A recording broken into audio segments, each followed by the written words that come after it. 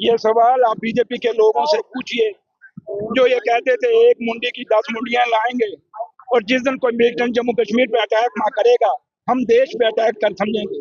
तो आपके सामने 22 शरण हुआ, पहलगाम में हुआ, उसके बाद भी कितने कितने हादसे आपके कठुआ में हुए, आपके जनाब वैली में हुए, कितने लोग मारे गए इनके दौर में। तो इनको बताओ, इनको पूछो बीजेपी वालों को कि आपने इसी वादे के साथ जम्मू कश्मीर में स्टेट का दर्जा हटाया था कि यहाँ उग्रवाद खत्म कर दो, तो फिर क्यों नहीं खत्म हुआ?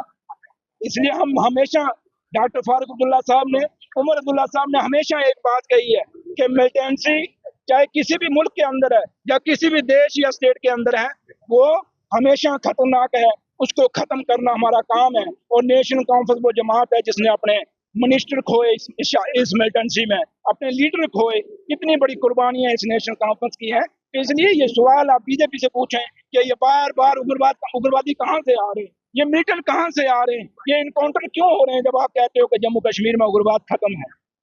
अच्छा, दूसरी तरफ वर्गीय जो घटना हुई है, क्या ये उचित?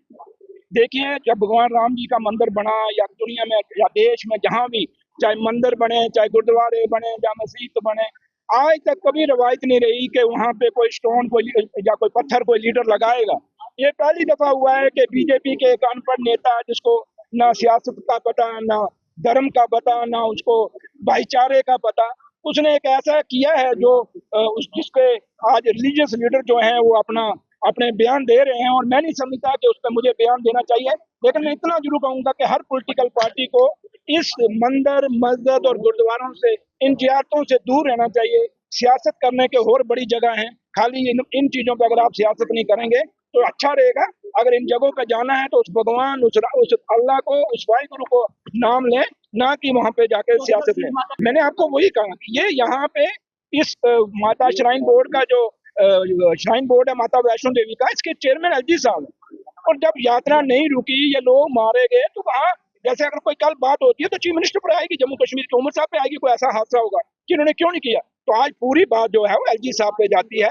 जो कमेटी बनाएगी वो एलजी साहब के मुलाजिम है, वो उनके अंदर आते हैं। तो इसलिए हम हिंदुस्तान की सरकार से अपील करते हैं, ऑनरेबल होम मिनिस्टर साहब से, कि आप दिल्ली के सुप्रीम कोर्ट के जज की क़यादत में कोई कमेटी बनाए, जिसमें एलजी साहब का भी रोल देखा जाए, उसमें सीओ साहब का भी रोल देखा जाए, और जो एजेंसी हैं जिन्होंने वहाँ गलती की है, सबका रोल देखा जाए। शाह साहब की जो मीटिंग हुई, जो आपने भी सुना होगा, वहाँ पे एलजी साहब को पूछा गया है, मैंने जो सुना है कि ये इतनी इंक्रोचमेंट क्यों की गई है। माता वैष्णो देवी पे जो चीजें बनाई गई हैं, मैं कुछ चीजें यहाँ नहीं कहना चाहूंगा, ये कहीं बड़ा सवाल खड़ा करता है कि हमारे पुराने टाइम में लोग यात्रा करते थे, आज आप गोंडोला भी ऊपर लेके जा रहे हैं, गाड़ियां भी ऊपर लेके जा रहे हैं, सड़कें भी लेके जा रहे हैं, सब कुछ।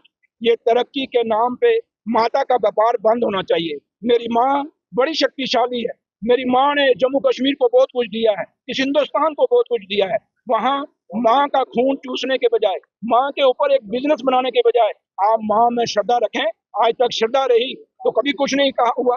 आज जब बिजनेस के लिहाज से आप माता वैष्णो देवी को देखेंगे तो फिर वहाँ कहीं ना कहीं आपको ये चीजें, माँ की शक्ति जो है, क्योंकि हम उस आस्था से आते हैं, जहाँ हम गलत करेंगे वहाँ हमारा भगवान जो है हमें सजा देगा। ये सजा मिलनी इनको चाहिए, लेकिन मिली उन गरीबों को है जो गरीब वहाँ यात्रा करने गए। जो है गलत है कि अगर किसी की आस्था से नहीं करना चाहिए, छेड़छाड़ नहीं करना चाहिए। जैसे हमारा अपना धर्म है, मैं हिंदू हूँ, अगर मेरे हिंदू धर्म पे कोई छेड़छाड़ करने की कोशिश करेगा, चाहे मैं किसी भी पॉलिटिकल पार्टी में हूँ, मैं बोलूंगा।